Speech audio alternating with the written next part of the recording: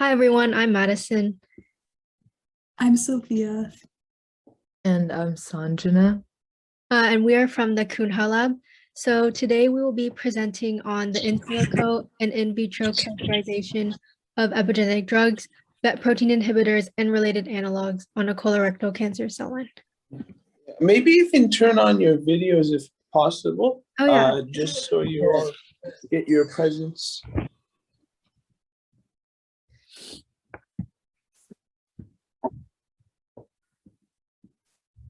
Yeah, okay.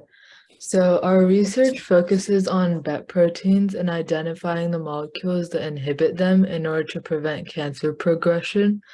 So BET stands for Bromodomain, and extra-terminal domain in BET proteins are a specific type of protein involved in a broad range of tasks, including histone acetylation, which is basically opening and closing DNA, remodeling chromatin, which is replacing the units that make up DNA, and regulating transcription. So that's like converting DNA into RNA and making proteins. All of that translates into BET proteins, which play a crucial role in the progression of the cell cycle, neurogenesis, and other important processes relating to cellular growth. But when diseased, BET proteins can cause the overexpression of proto-oncogenes, which are normal genes that can become oncogenes due to mutations. And these result in tumors, and our research focuses on finding BET protein inhibitors in order to combat BET protein-related diseases and pathological conditions. An example of a known BET inhibitor is JQ1, and that's the diagram that's shown on the right. It's bound to BRD4, which is a member of the BET protein family. Okay, so on this slide you can see JQ1 inhibiting BRD4, which lowers or prevents the expression of the proto-oncogene. And because JQ1 is a known BET inhibitor, we could use it as a control in our research. And despite being able to inhibit BRD4, JQ1 actually has a lot of downsides, such as needing to be administered in high doses, causing gastrointestinal disorders, anemia, and back pain in patients. So due to all these side effects, the studies for JQ1 in patients have been terminated. And the goal of our research is to identify drugs that are similar to JQ1 that could serve as BET inhibitors but are less toxic to patients. And then our research focuses specifically on studying BET inhibitors in colorectal cancer through in silico and in vitro analysis. So the reason that we selected colorectal cancer is because it's the fourth most common cancer, and it's diagnosed as the third leading cause of cancer-related deaths in the United States. And here are some of the pictures of our colorectal cancer cells from the HCT116 line that we took in the lab. Okay, so the purpose of our research is to reduce the cost of cancer therapeutics through the discovery of more potential treatments for cancer through these BET inhibitors. And then adding on to that, the creation of more cancer treatments will result in a wider array of the combinations for cancer treatments. And then we also hope to improve the quality of life for patients who may not have this access through these BET inhibitors. And then lastly, the reduction of metastatic cancers will hopefully occur as BET proteins have been shown to contribute to the progression of tumors, specifically in metastatic cancer. Okay, so on the screen, you can see our In-Silico pipeline. And just to reiterate what we mentioned earlier, the goal of our research is to identify BET inhibiting drugs and then test them on our colorectal cancer cells in order to make advances in cancer treatment. Previous research conducted by other labs helped identify the drug JQ1 as being a BET inhibitor, which is why we're going to be using it as a control within our research. So in terms of our in silico research, we first began by collecting data from the drug databases PubChem and Chembl. And once we had our data, we narrowed down the data set to only include molecules that had been tested on BRD4, which is the protein that we're aiming to inhibit. We then clustered these molecules to determine their similarity in terms of molecular shape and composition to JQ1. And doing this allowed us to identify which molecules were most similar to JQ1 and therefore had the highest probability of actually being BET inhibitors. From there, we use a molecular docking algorithm to see how these drugs would interact with BRD4, which allowed us to predict their binding affinities with for each molecule. And currently, we're working on running all our drug candidates through a deep learning algorithm called DeepCDR, which is a cancer drug response prediction algorithm, which will rank all of our molecules based on IC50 toxicity values. So this will tell us which of our drugs are the least toxic and can actually be tested within patients. And once we do that, we're going to run a molecular dynamics simulation, which will simulate how these drugs will actually behave within a cell. And then from there, we'll take our most promising candidates and actually synthesize them in the wet lab. Okay, so this is the in vitro pipeline. So with the data collected from computational programs, we're able to execute lab procedures. So we're currently analyzing the HCT116 cell line, as said before, which is from an adult male patient with colorectal cancer. So first we will look at the molecules with the highest binding affinity to these BET proteins, and then they will be synthesized and tested on colorectal cancer cells to measure their efficacy. And in other words, we will perform lab procedures with different BET inhibitors to see how effective each of them are. So on the bottom here, we are currently working on an immunoblot, which is to identify specific proteins. In the future, we plan to do a qPCR test, which is to measure DNA and gene expression. And then additionally, from the results from the MTT assays, we will see the measure of the proportion of live healthy cells with different BET inhibitors, as well as cell viability. Throughout our research process, we have utilized many different tools.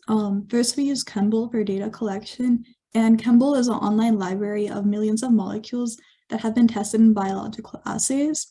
For clustering, we use the Volcamir Labs Teach OpenCAD tutorial first to sort through the Chembl database in order to obtain specific molecules that had been tested on BRD4. And specifically to do this, we use Chembl's similarity search, which uses the Tanimoto similarity algorithm to filter through the compounds within the database. And we used the threshold of 40% similarity to JQ1 to filter through our drugs. The tutorial also showed us how to create a UMAP graph, which is essentially a dimension reduction technique that allows us to visualize how similar molecules are to JQ1. And we'll go into UMAP more on a future slide, but essentially the main thing to know for now is that UMAP allows us to visualize a multitude of variables on a 2D graph, which is important for visually seeing how similar molecules are to JQ1. And then from there, we took the most similar molecules and docked them using AutoDock-Mina, which allowed us to predict how these molecules would actually bind with BRD4. In the future, we hope to use GROMACS and TorchMD, which are both softwares that will help us understand how these drug candidates will actually behave and interact with cells, because there are additional factors that arise when we start to look at putting these molecules into an actual cell that aren't there when we look at the molecules just in isolation. And finally, DeepCDR is what we're currently working on, and it's allowing us to predict the toxicity of all our drugs. So here you can see our UMAP graph, which is produced as a part of the clustering stage. Known BET inhibitors are marked with a dark blue circle, so you can see JQ1 in the top right corner, as well as a couple other BET inhibitors that aren't labeled. And then all the light blue circles are not identified as BET inhibitors, but they're possible candidates that we're testing. So this graph allows us to see how candidates, how close candidates are to the BET inhibitor JQ1. And specifically, if you look at the green circle, that's the area of the graph that we're most interested in, because those molecules are the most similar to JQ1. A common question that we get when we show people the UMAP graph is what the axes on the graph represent. And because UMAP is a dimension reduction technique, the axes don't really mean anything. The graph is more so for just seeing like the overall shape of the data and approximately where everything is located when we compare it to JQ1. So you don't have to worry too much about like the exact numbers at the bottom. And I guess a simpler way to think about UMAP is a 2D approximation of where all the molecules sit in comparison to one another. So these are our docking results, and docking allows us to computationally model how molecules are going to bind to our target, which is BRD4. And based on our results from clustering, we docked the top 10 most similar molecules to JQ1 using autodoc VINA, as we mentioned before. And in the table, you can see our drug's Chembl ID to the left, and its corresponding binding affinity, which is shown to the right. The more negative a value is, the stronger its bond with the BRD4. And of course, we want the ones that bind strongest. So the more negative it is, the better. And highlighted in yellow is our control, JQ1. And in green is our top candidate that exhibited the strongest binding affinity because it's the most negative. And all of the drugs within the table had stronger binding affinities with BRD4 than our control did, meaning that they were able to form stronger and more stable bonds than JQ1 was, which is promising for our research. The 5 other drugs that we docked had less negative binding affinities than JQ1, so they aren't as effective. But we also docked DMSO as a negative control, but we didn't include it in the data table. But it had an even worse binding affinity than JQ1 and all the other candidates, which is to be predicted considering DMSO is not similar to JQ1. So that's why that was serving as our negative control. And the figure on the right is JQ1 in binding with BRD4 in our docking simulation. So in summary, our research's focus is to find BET inhibitors which can moderately reduce cancer cell proliferation. And the purpose of finding more BET inhibitors lies in the increase in treatment options available, a lower price for cancer cell therapeutics, and to create more combinations for treatments. Some future steps that we're working on and hope to continue working on are finishing running deep CDR. That way we can get the ranked IC50 toxicity values, and then also testing all our potential BET inhibitors on our actual cells within the lab. And another project that we have begun working on is ranking additional candidates other than BRD4 that are in the BET pathway based on gene expression values, and this will allow us to continue researching BET inhibitors that may not be related to BRD4 in the future. So here are some acknowledgements we'd like to make. So first off, we'd like to give a huge thanks to Mr. Kunha for advising us and guiding us through all of our research. And then we'd also like to thank ASDRP for this amazing opportunity, as well as Mr. New, who has given us the suitable drugs for experiments, as well as the AutoDoc VINA tutorial for our computational side. And then furthermore, we'd like to thank the lab techs who have given us guidance in order to run all of our experiments. And then here are our references, and thank you guys for listening.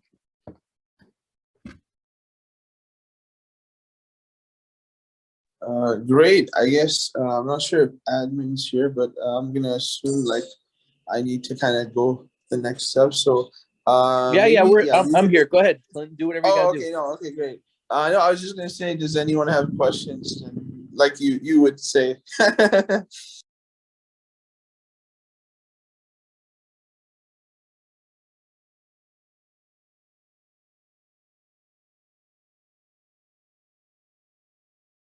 There's one in the chat. Oh, okay. So I guess in the chat, someone is asking how long the project took. So Madison and I joined in the summer, and we've been working on it since then. But Sanjana was here from the spring, so I think we've been doing it for 3 semesters now.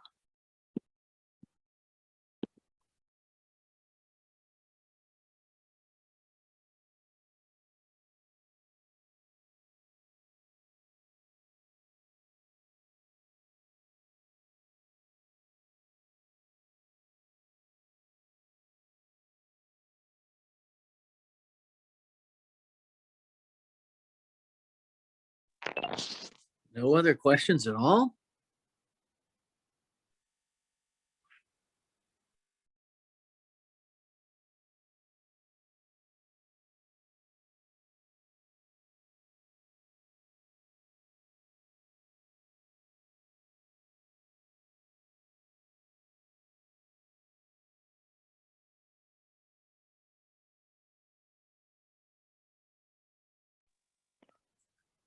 Okay. Are you still there, Clinton? Yes, I'm here. Yes. Yeah, if there's no questions, you can just have the group close it down too. It doesn't seem like there's any others. Okay. I guess you mean like just okay, yeah. I guess you can stop sharing your screen. And yeah, thanks for presenting, folks. And yeah, if anyone does have questions, you can always email us at some point if you just had a question. But yeah, thank you everyone for listening, and I guess we'll see you all next week. So. All right. Happy Thanksgiving. Yeah, happy Thanksgiving, everyone. Bye. Good job, y'all. Good job. Thank you. Thank you. Good job.